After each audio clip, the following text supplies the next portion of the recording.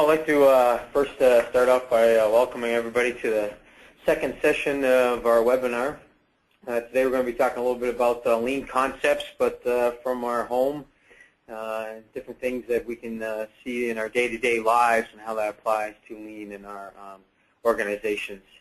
So just to get started, my name is Tim McMahon. I'm a founder for a Lean Journey blog, and so along with that goes my day job, which is supporting manufacturing and lean thinking across several high-tech manufacturing companies, and primarily in fiber optics. And so, got a background of a little bit more than 10 years with lean practices.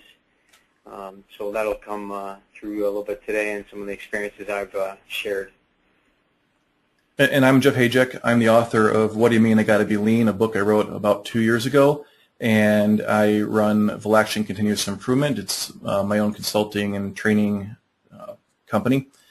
And I met Tim, I probably go through this every time I'm with Tim, but we met about 18 months ago. And just in the lean world, you start meeting other people who do similar things to you. So Tim was blogging and I was blogging. We started relatively the same time. So we both started growing up in our online presence at the same pace. And you can see the evolution of what we've done over the last year and a half. And one of the things that we've started doing is we started doing a lot of cooperative work. So we linked each other's sites and we have done a couple of podcasts. And this is just the next evolution. So the ability to talk about something and show us some pictures to back it up has given us a lot more opportunities in how we try to give information. And these presentations that we do, we're trying to format them more like a radio show. We have a conversation and we let you participate. So if you have any questions, go ahead and just ask them. You can see on your control bar, you can ask the questions, and we can either put you on the air or we can just read your questions off. So just go ahead and let me know when you ask the question if you want to actually have a conversation and be live with us. This is a recorded presentation. We'll put it on YouTube once we're done, so you can go back and look at it, or if you like it, you can. We hope you do. You can tell other people about it. So with that said, you ready to go ahead and start, Tim? Yeah, go ahead. Okay. We'll get going.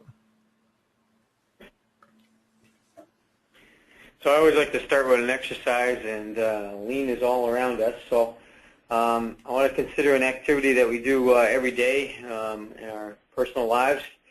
So if we can get everybody to kind of participate along with us on the call, I want you to try to close your eyes and picture yourself in your kitchen. I want you to walk towards the refrigerator in your kitchen. And I want you to reach out and grab the milk in the refrigerator. Now, I want you to consider when you do this activity where that location is, because I'm sure you're able to do this by memory. It's always in the same place every time. You have a standard location that this is stored, and this allows you to be able to do this activity pretty much anywhere. Everybody has this example of having milk in the refrigerator. Yeah, this is a great example because it's something that everybody can relate to. So when you start talking about lean concepts, if you use an example of somebody in the workplace, it's very easy for another person to discount it or just to not connect with that example. But in this one, I'm sure we have 23 people online right now who are doing this exercise, and I'm sure almost every one of them can actually picture where the milk is, whether it's in the door or on the shelf or wherever they have it. They can just reach out and grab it. And that ability to do that is critical in the workplace because it saves so much time. Yeah, I agree. And, it makes you wonder how does that milk actually get to the refrigerator? And it's quite a long supply chain. We got this picture of the cow up here, and it's a long process that takes place in order to get the milk to your home, from processing the milk after collecting it from the cow, and then delivery to a store, and then you picking it up at some store, and then transporting it back to your home. So, many of us have these long supply chains in our businesses. And in this presentation, we're going to focus on the parts that you or the people that you're trying to train when you use these examples later are going to be involved in. But when you think about the actual production of milk, if you go back 100 years, people sat on a stool with a pail milking their cow. And then maybe 60 years ago or 40 years ago, they started getting more automated equipment, and they're able to just hook up the equipment and milk the cow.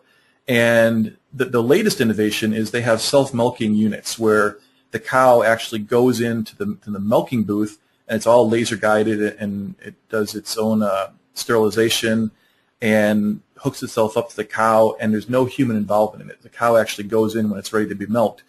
And it just, that increase in efficiency, and it's that whole continuous improvement concept. So, that's just something that's this critical in an organization, is to have that mentality of we have to constantly get better. But like I said, that's outside of what we're trying to cover in this one. It's, we're covering what you're actually involved in yourself. So with that, we'll move forward to the next picture, and this is what Tim was talking about. So this is kind of what you may picture when you do that exercise. You get milk, maybe it's on the refrigerator door or it's on the shelf in your fridge, but you can clearly stand in front of your refrigerator, the eyes closed, you can reach out, and I'm sure you'll be able to touch it without too much effort. And that's because, this is the concept of 5S, everything in its place and everything has a place. This is a visual factory organization. In this example, we probably don't have labels for items on a refrigerator like you do in an office or a manufacturing environment, but nonetheless, it's well known in your family that this is where the milk is probably stored, and without too much effort, I'm sure it gets replaced exactly where you use it from. And there's also the factor of when you think about how often you're going into your refrigerator for milk in the course of a day, you might do it, half a dozen times at the most. But when you start thinking about the ability to save a second here or 2 seconds there with this organization, if you're doing something 50, 70, 100 times a day, you can start to see how that could really add up in the number of minutes that you're saving. And suddenly you're starting to talk about saving hours and hours and hours. And if you do it with 20 different items that you're saving a second on, you're suddenly saving, half of a person's worth of labor over the course of a year for a 5 or 6 person team. And that's pretty significant to do it just by how you orient the items in a refrigerator. And when Tim and I were talking about this, we were also talking about the low-use items. So, Tim, why don't you talk about the low-use items so don't hog the whole conversation here. No, I think you make a good point about the refrigerator and the common. Milk is probably the heaviest used item you have, and you're probably storing it in the most convenient location. But for things that you don't use often, you generally are storing them in the back or on some high shelf or something that you may not frequently go to. And of course, with 5S, you do want to store items based on the frequency of use. So maybe in your office environment, at the printer, you're storing another ream of paper there because you frequently use that. Whereas maybe toner cartridges or something, it's maybe a monthly purchase, is maybe outside the department. So these are common practices to use when you're trying to understand what you use, how often you use it, where do you use the item.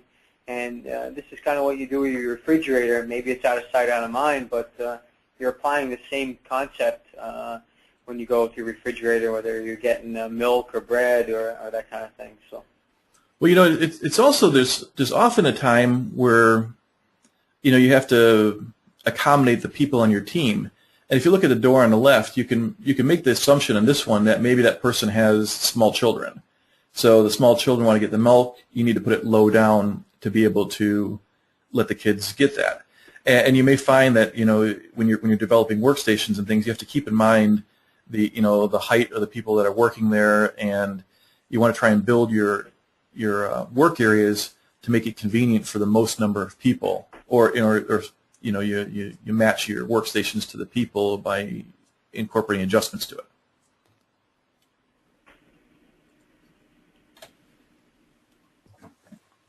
So I think another important part in continuing with the visual factory visual system is creating a standard. In this case, we see this visual standard for types of milk products. Milk all looks the same. If you didn't have any sort of labeling on the container, all the milk products would look the same, whether it's whole milk to skim milk. And we use this example a lot. So standards create a rule in which you're able to determine what, when, maybe even how to do something.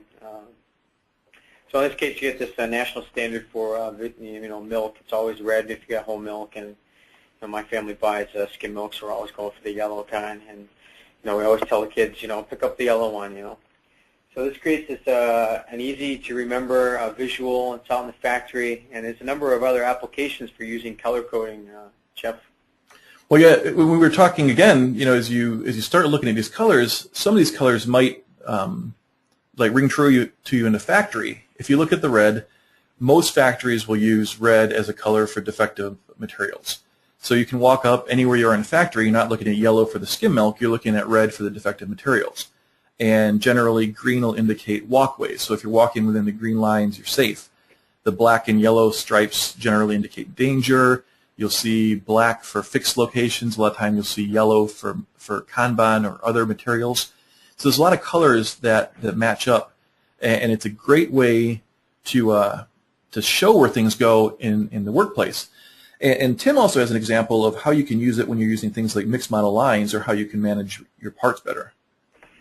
Yeah, we have several manufacturing cells where we do assembly work, and so the parts may look very similar, and there may be small attributes or small identifiers different, but basically the parts look similar. Color coding is an effective means to be able to determine the difference between similar items. You can't use too many colors because that becomes even more confusing, but if you got several items, half a dozen, color coding is an effective means to separate like parts. Another good example in the office is if you do some sort of order processing, and maybe you process orders by region, or you want to consider quotes different than orders. We use an effective means of color coding the manila folders, and that signals different types of orders. And those orders may have different process flows in which they go in the factory for different people to see them. So that's another effective means for using color coding. And you also find is you can also use shapes or things like that. So if you have two different factors you want to make something visual with, you can use triangles would be one product line, and the colors would be something else to indicate another factor. And it's hard to just come off the cuff with some of these examples, but the idea is make something jump out at you for whatever it is that you're trying to accomplish. And you got to think about the end state and the goal in mind. Getting back to this milk, the goal is to eliminate the confusion and make it easy to pick the right milk. And you can imagine the customer would be upset if they bought the wrong milk. And while it wouldn't really be the manufacturer's fault for the customer grabbing the wrong milk. The idea is make it as easy as possible for your customer, and even if something's not the company's fault, it's still a negative experience, and any negative experience sticks with that customer. So you want to try and make things as great for the customer as possible, and you can do that a lot with this visual, the visual color coding. Oh, a little too far. Yeah, another important aspect is considering the batch size. So in this example, you kind of see the variety in which you can purchase milk products, from the gallon to even the pints to quart. In my family, we've got a large family, so we're buying several gallons of milk a week with the young children we have. But certainly my grandmother is not going to use the same volume of milk, and so this kind of gives you that idea of looking at the demand in which your consumption of the milk product, and then how quickly you can replenish this milk. So in our case, we're not going to the grocery store every day, but so we're buying multiple volumes. But nonetheless, you can match that demand to the container size, and you're going to do this in your operations as well. Yeah, and what Tim really alluded to is, developing your Kanban size uses those same factors. And when you decide how much material you want to hold on hand, it's really three basic factors. One is your usage rate. Two is the time between orders, and then the third one is one that he didn't mention. It's reliability. So in the milk, like you said, if you go more often, if you live next door to a convenience store and you're grabbing a small carton of milk every day, you would keep very little in the fridge and you don't risk it going bad. If you live on top of a mountain and it takes you 2 hours to drive down, and you're gonna stock up on a lot more milk, and of course that increases the risk of spoilage, or if you have a quality problem with it, you've gotten a whole bunch of bad milk all at once, and that sort of thing.